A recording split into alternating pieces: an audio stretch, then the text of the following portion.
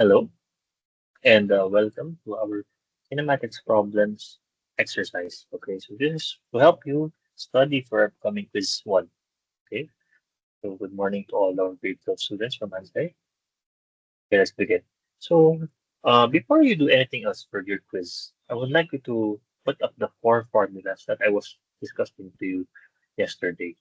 Okay, so what are those four formulas? Please remember them.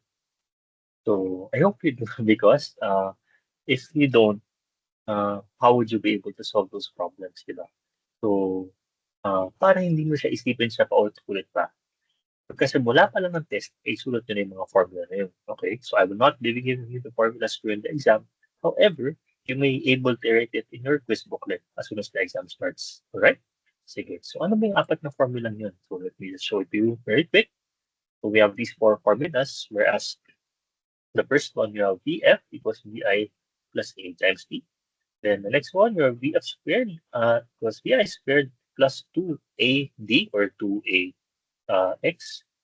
The next one is D is equal to VIT plus 1 half AT squared. And the last one will be D equals VF plus VI over 2 times T.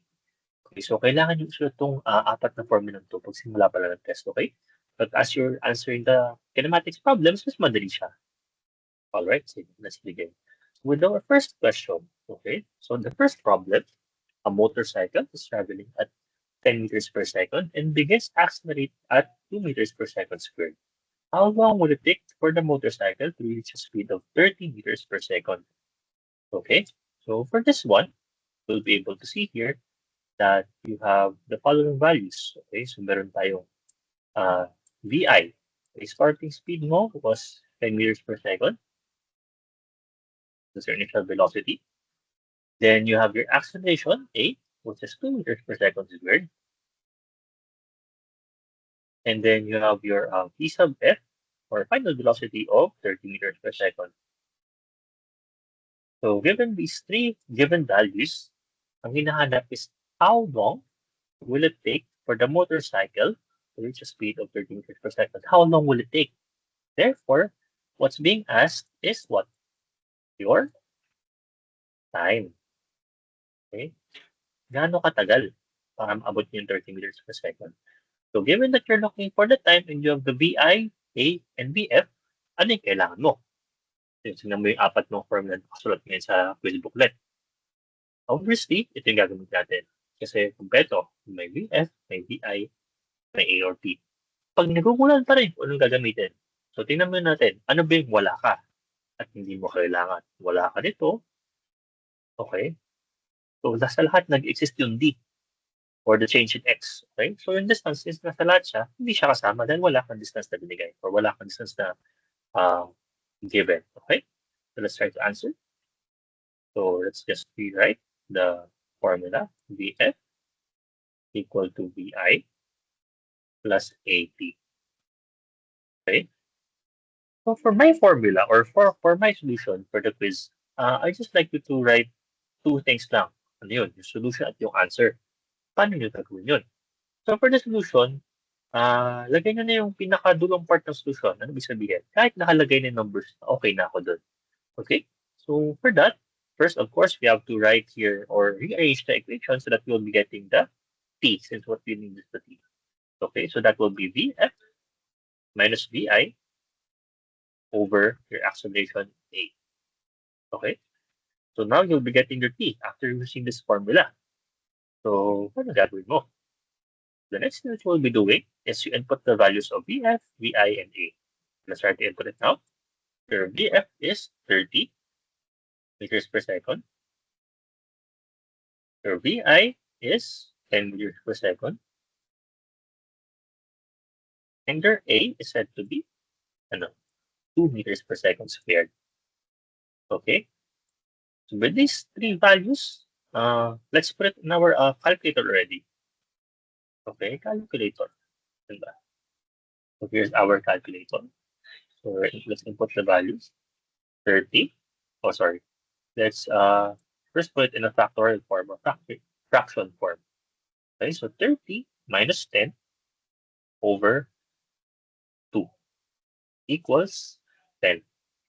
Okay. So, of course, you have to put there the meters or the seconds. Okay. So, 10 seconds. Sir, paano tayo makaka-sure kung anong magiging units niya? So, syempre, mas maganda kung ika-cancel out mo siya. Okay, so let's cancel it out. So, obviously, you'll be canceling your meters from this one. Okay? And yung seconds, maka-cancel isang seconds dito at mawawala yung squared. Okay? So, you'll be having your 10 seconds.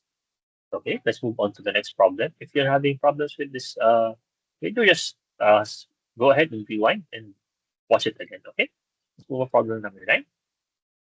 A car accelerates from 15 meters per second to 25 meters per second over a distance of 200 meters. What is the car's acceleration? So, meron ka na ng distance. So, pwede na siguro itong tatlo. Pwede ba? Let's see. Okay. So, wala tayong T. Kasi meron mo lang is VI, VF, at D. At ang hinahanap mo ay car's acceleration. So, A is being asked. Okay? So, wala kang T, therefore, hindi ito pwede. Kasi may T siya.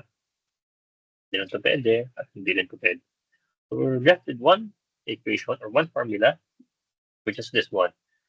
V sub F squared equals V sub I squared plus 2A times D. Okay? So, let's try to answer it. Let's put here the formula. So, VF squared plus VI squared plus 2AD. Okay? So, moving forward from this one, let's input our values. Oh, pwede na ba? Hindi pa. So, the first thing that you need to do is get the A first. Okay, paano makuha yung A? So, of course, move this one to the other side. Then, divide both sides by 2 and D. In other words, that's going to be VF squared minus VI squared all over 2 times D. Okay? So, this one you'll be getting the A. And now let's have your formula. Just input the values. Okay, so your V sub F squared will be 25 meters per second squared. Okay. Your V sub I squared is 15 meters per second squared. And your 2D, 2 times 200. Okay. So just like what we did kanina, let's put it in our calculator para mabilis. Okay, so first you have 25 squared minus 15 squared all over 2 times 200. And the answer is 1. One ang units niyan. So distribute the 2 onto both of them. You'll be getting meters squared per second squared. Instead of meters at the bottom, we'll be getting 1 meters per second squared. Okay? So that will be your value. Let's move on to the next problem. Problem number 10. A ball rolls down a hill with an initial velocity of 2 meters per second and accelerates at a rate of 1.5 meters per second squared. How far does the ball travel in 5 seconds? So with this one, let's first put the given here. So you have your VI, your A, your T, and your asked is your D. Okay? So you put there the equivalent values. This one in D is question mark. So your VI is 2 meters per second. Your A is equal to 1.5 meters per second squared. And your T is equal to 5 seconds. So you're looking for letter D. So wala tayong DF. So tanggal na to, at tanggal na din to. Okay? So meron ka lang titirang isa, which is this one. So let's put here. So D equal to VIT plus 1/2 AT squared. Okay? Let's input the values. So VI 2 meters per second times 5 seconds plus 1/2 1.5 meters per second squared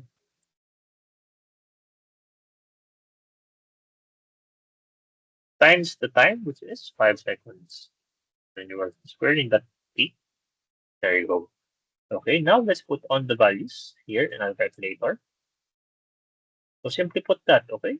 So we have here 2 times 5 uh, plus 1/2. So that's going to be 0.5 times 1.5 times 5 squared.